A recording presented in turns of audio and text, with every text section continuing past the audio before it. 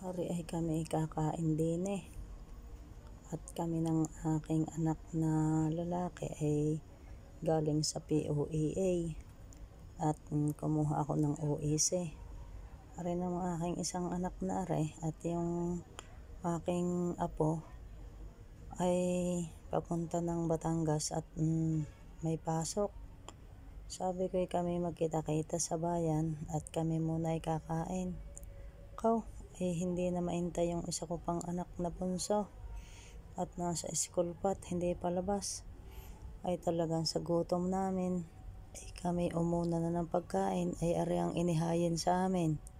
Ay yung ibinabanging ayon ay naubusan ng gas. Ay di kayo iniintay pa yung waiter at papalitan daw lalagyan ng gas. Di kami utay-utay ng pagkain. Talaga namang hindi kami nagtatanghalian ng aking anak. Ay 3:00 na rin ng hapon. Hindi kami hataw ang kain. Tunay na ang waiter ay nung magtagal inanawa na ng pagbibigay sa amin. Ay sabi naman ay wala hong problema, humingi lang kayo kung gusto at ari ay anle. Ay di nadali niya. Panay baga ang aming order.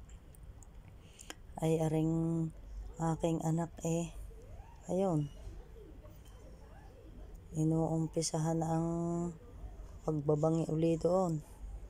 Ako na may panay ang kain, patatas daw yon na maliliit. Ay isang subo ko, ang isang buong patatas.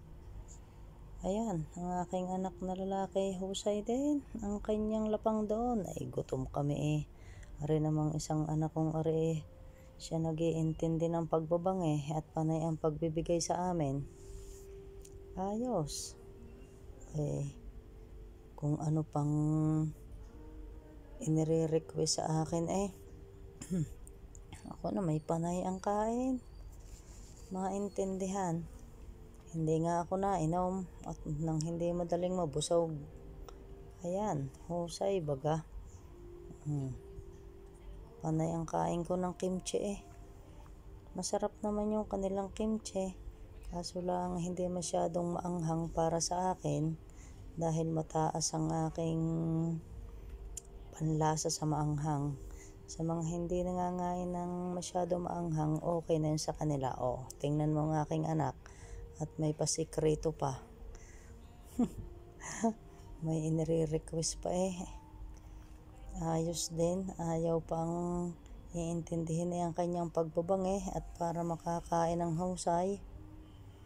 Parang kami binigyan pa diyan ng maiinom Sige at mamaya ulit kami tutuloy na.